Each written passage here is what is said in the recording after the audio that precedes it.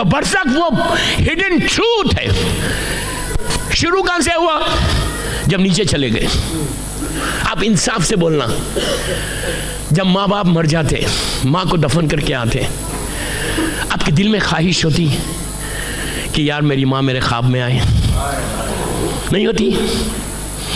At least first day तो होती, second day, third day, fourth day, fifth day, six, कि अल्लाह मेरी माँ एक दफ़ा एक सेकंड के लिए आ जाए। नहीं आती, नहीं आती। तकलीफ होती है आपको, थोड़े दिन की तकलीफ है, फिर दुनिया में इतने मशगूल हो गए भूल जाते माँ को। कभी सोचा कि यार कल तक मेरी माँ मेरे साथ थी, आज मेरी माँ कहाँ चलेगी? मनो खाक के नीचे जाके देखो, एक खाक मिट्टी है, पूरा एक टीला बना हुआ, बाप भी वही है, माँ भी वही है। जाके देख के ये सोचो कैसी है माँ नीचे। Did you check? कभी सोचते तुम कि बरज़ख में किस हालत में है? अल्लाह मरने के बाद इजाजत नहीं देता। जब तक इजाजत नहीं मिलती मासूम की, कोई रूह ख्वाब में नहीं आ सकती, कोई नहीं आ सकता ख्वाब में, कोई आ ही नहीं सकता। तो बरज़ख क्या है? शेख अब्बास खुमी, इसलिए कि 2 या 3 दिन से मेरे ख्याल से मेरी मजलिस बड़ी टाइट हो रही थी, सख्त हो रही थी। मेरे हिसाब से सख्त नहीं हो रही थी, वो तो आपने सुना ही नहीं है मुझे। फिर अगर रियल सुनना है, first night in the grave YouTube पे है, मजलिसें सुन लेना। तो आज मैं हाथ रख के पढ़ रहा कि सख्ती भी कम हो जाए और थोड़ी आपको राहत भी मिल जाए, थोड़ा आप रिलैक्स भी हो जाए। शेख अब्बास खुमी मशहूर एक वाक़या, वेरी वेरी फेमस। इसमें 3 या 5 पैगामात मिलेंगे आपको, 5 मैसेजेस मिलेंगे। इसी पे मैं मजलिस ख़त्म कर रहा हूँ इंशाल्लाह। शेख अब्बास लिखते हैं, इस्फहान का वाक़या, ईरान का शहर इस्फहान, नौरोज़ का दिन था। उनकी बड़ी ईद होती है ईरान में, नौरोज़ बड़ी ईद है। घर में जो हम लोग भी इंडिया पाकिस्तान में आप लोग भी करते, मौला की जो है नज़र करना, बेहतरीन नज़र है उस दिन की। मैं उस पर बात नहीं कर रहा नौरोज़ के ऊपर, मौला मुश्किल कुशा की नज़र है उसमें। नौरोज़ का दिन था, ईरान में बड़ी न्याज हो रही थी। तो एक मोमिन ने इस्फहान शहर में, गौर से सुनना, मैं कोई फेरी टेल स्टोरी नहीं सुना रहा, शेख अब्बास खुमी इस वाक़े को लिख रहे। जितने बुजुर्ग हैं वो तो सुने हुए होंगे वाक़या, लेकिन मैं दूसरी तरीके से पढ़ रहा। तो उसने खाने पे बुलाया, न्याज के लिए बुलाया कि घर पे नज़र है, आइए प्लीज़ गौर से सुनो, नज़र है आइए। तो पूरा ग्रुप 10-12 उनके फ्रेंड्स का ग्रुप पहुंचा। उसने जाके नॉक किया, जैसे ही नॉक किया जो होस्ट था वो बाहर आया। उसने आके कहा प्लीज़ एक 20-25 मिनट ठहर जाओ, लेडीज़ नज़र खा रहे हैं, तुम लोग लेडीज़ के बाद आप आके नज़र चखना। उस ज़माने तक मिक्स कोई नज़र नहीं होती थी, जो मुझे मैसेज देना था मैंने दे दिया। तो उसने आके कहा कि प्लीज़ आप वेट करो, लेडीज़ नज़र खा रहे, आप बाद में आ जाओ। तो इन लोगों ने कहा ठीक है। उस जमाने में कोई माइंड भी नहीं करता था। आज का शिया होता, बोलता no I don't have time, तुमने 8 बजे बोला, हम 8 बजे आ गए, लेडीज खा रहे थे, लेट क्या प्रॉब्लम है, हम भी बैठ जाते हैं साथ। लेकिन वो दीनदार शिया थे, दीनदार मौला के चाहने वाले थे। They said no will wait. उन्होंने वेट किया। सामने कब्रिस्तान है, सेमेट्री थी, बहुत ही 5 मिनट के वॉक के ऊपर एक सेमेट्री थी मौला के चाहने वालों। गौर से सुना, मौला के चाहने वालों की। तो ये पूरा ग्रुप ने कहा चलो ईद का दिन है, सेमेट्री जाते हैं, जाके फातिहा पढ़ेंगे। ये लोग गए और फातिहा पढ़ी। अब मैं आपको ये एक बात रोक के बोलता, कब्रिस्तान में जब तुम अपनी मैयत को दफन करो, मैं आपको एक गिफ्ट दे रहा आज, आमतौर पे नहीं होता, अरब में होता कि बॉडी को लिटा के ज़ियारत आशूरा पढ़ते।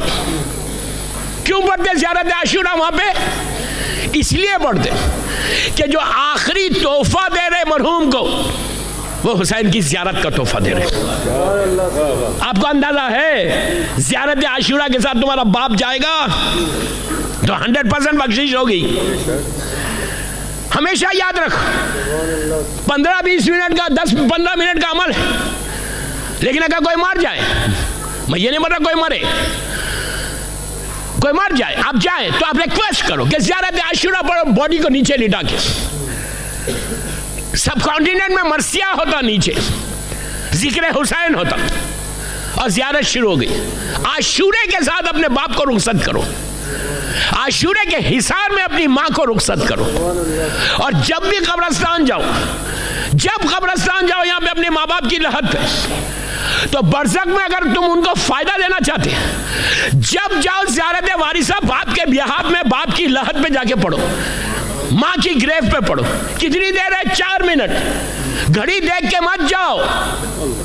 फिर बोल रहा, घड़ी देख के कब्रिस्तान नहीं जाना अपने बाप के पास।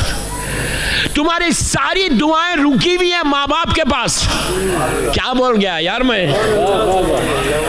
सारी दुआएं रुकी हुई हैं माँ बाप के पास। अगर तुम माँ बाप की लहद में जाके संडे के दिन, वीकेंड्स पे जब तुम लोग जाते हो, सैटरडे, संडे या थर्सडे, तो जाके क्या करना? वेरी सिंपल अमल, ज़ियारत इमाम हुसैन पढ़ो और ये बोलो, परवरदिगार मेरा बाप बरज़ख में तेरे पास, उसकी बरज़ख रहमत की बरज़ख बना दे। मैं ये ज़ियारत Hussain ibn Ali on behalf of my father and mother and all these मरहुमीन के पढ़ रहा। 4 मिनट 5 मिनट जाएंगे, लेकिन आपको अंदाजा नहीं है। जैसे मैंने सूरह मुल्क के बारे में कहा था, ज़ियारत हुसैन इब्न अली, सूरह मुल्क का भी जो रहमत है, जो सवाब है, एक लिमिटेड सवाब है। अल्लाह ने सारे सवाबों को बताया कि इतने गुना इतने गुना इतने गुना दूंगा, लेकिन हुसैन इब्न अली के बारे में कहा यह गैर हिसाब अता करूंगा।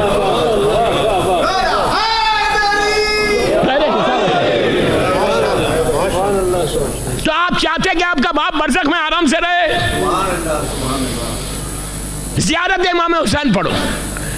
ये लोग गए, अब सुनो, ये लोग गए, फातिहा पढ़ी, मौला हुसैन की ज़ियारत पढ़ी, खत्म हो गया। पूरा ग्रुप खड़ा हुआ है। एक आदमी, उसमें 10-12 लोगों में एक आदमी ऐसा था, वो बहुत बोलता था। बाज़ वक्त अच्छा भी हो जाता बोलना ज़्यादा। एक ने सामने जो ग्रेव थी बीच में, उसको देख के कहा, यार आज ईद का दिन है, इन्होंने तो हमको दावत देकर बुलाई, कभी तुम भी तो बुलाओ खाने पे। कहना था, नीचे से लहद में से आवाज आई, next Thursday you are invited for lunch. English में नहीं बोला, कहा नेक्स्ट थर्सडे तुम लंच पे आओ। अब क्या था, पूरे घबरा गए, रोने लगे।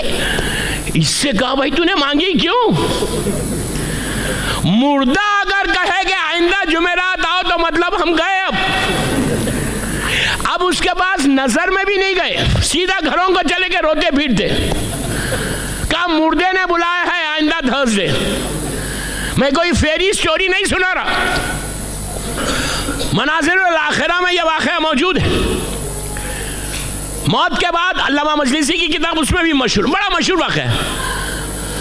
अब रोना पीटना शुरू हो गया घर में कि यार अब तो मेरा जा रहा हूँ, माफिया मांग रहे, ये कर रहे, रो रहे।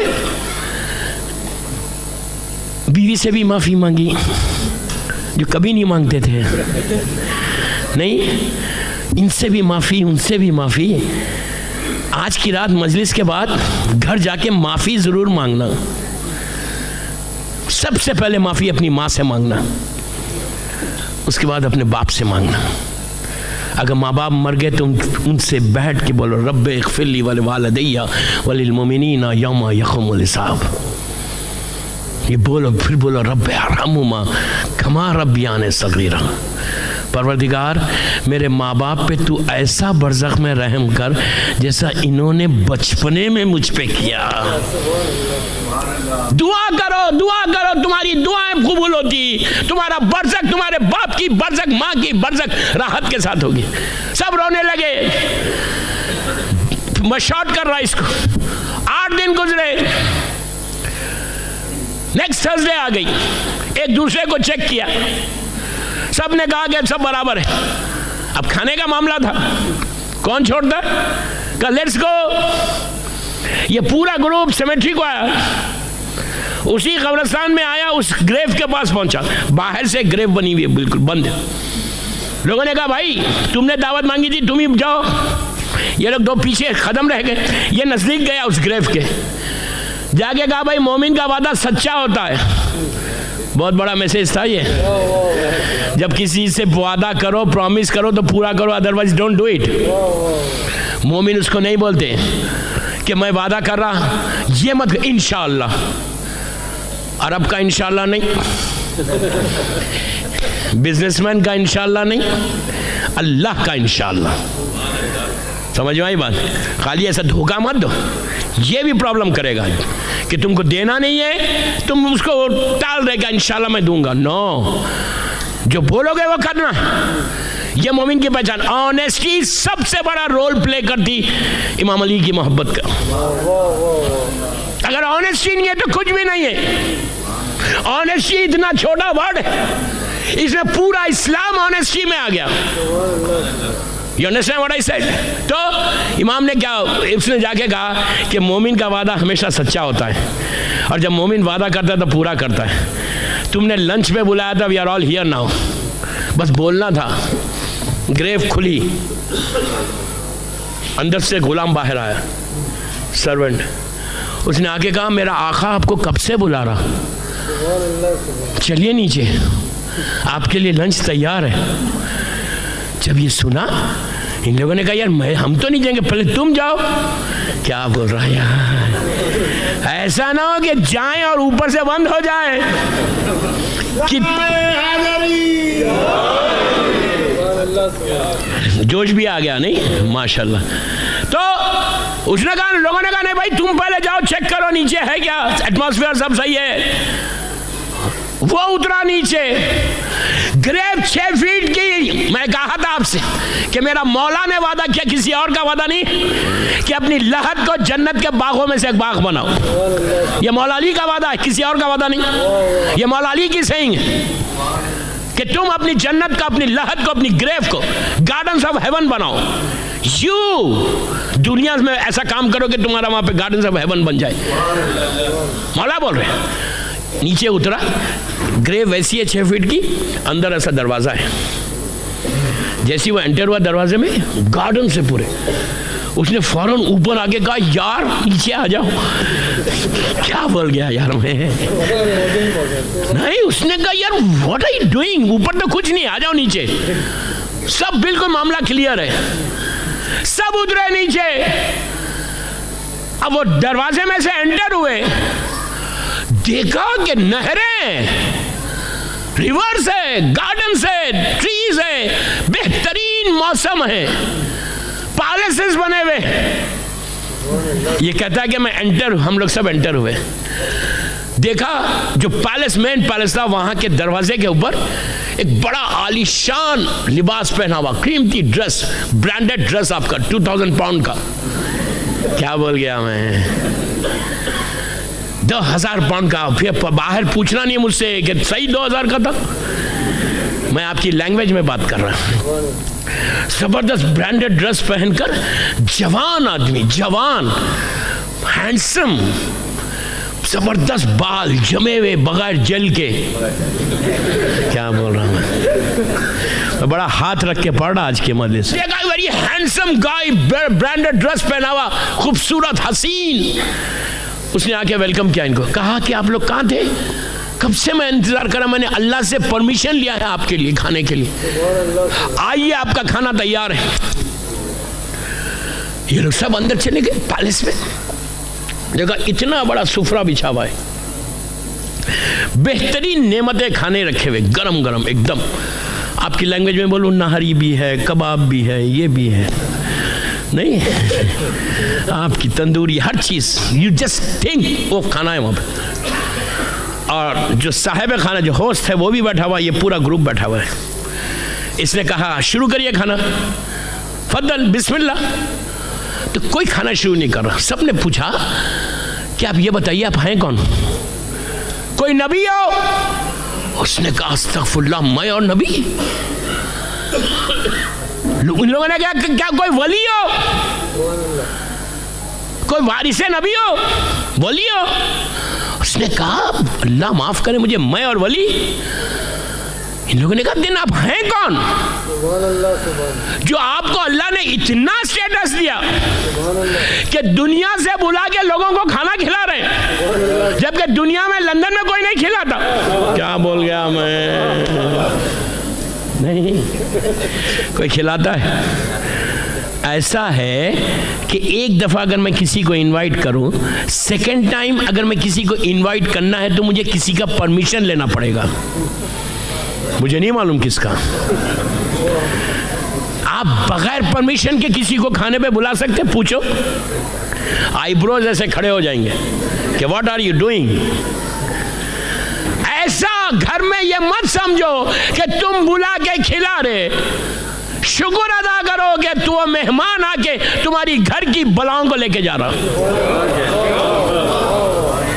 मेहमान आ रहा नहीं, जा रहा नहीं तुम्हारे घर से, बल्कि बलाओं मुसीबतों को लेके जा रहा। शुक्र अदा करो कि अल्लाह ने तुमको ये स्टेटस दिया कि तुम्हारे दस्तरखान पे कोई आके रोटी तोड़ रहा। मैं किसी को खिला नहीं सकता, खिलाने वाला राज़िक़ वो है।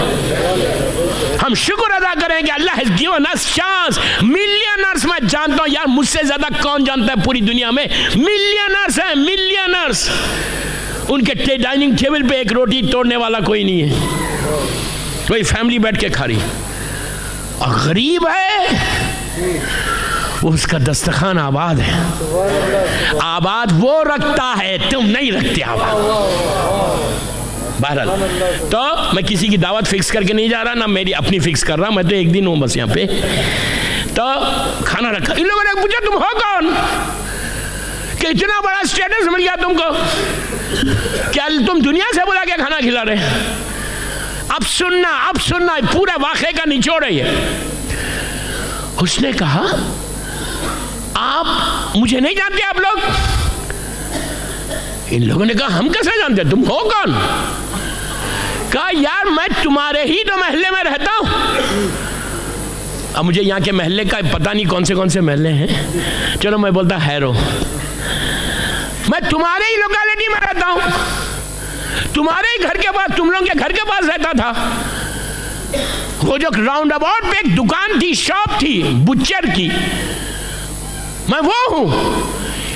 इन लोगों ने कहा यार वो तुम हो? दुनिया में तो काले पीले थे, बड़े स्मार्ट हो गए यहाँ के। क्या बोल गया? कहा तुम कैसे थे वहां पे दुनिया में, क्या इतने स्मार्ट? तो उसने कहा ये जन्नत है। जन्नत में काले पीले नहीं आते, स्मार्ट आते, जवान आते। वल हसन वल हुसैन सैयदा शबाब अहले जन्ना व अबूहुमा खैर मिनहुमा, और उनके बाबा उनसे बेहतर है।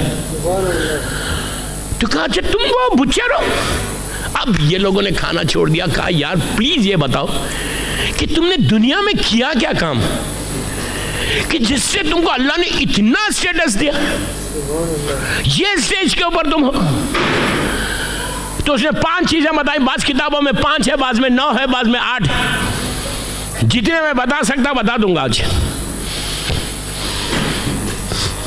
उसने कहा पहली चीज, फर्स्ट थिंग जो अल्लाह को सबसे ज्यादा पसंद आई, मैं वक्त पे नमाज पढ़ता था। तो इसने क्या कहा? इसने कहा मैं हमेशा अव्वल वक्त नमाज पढ़ता था।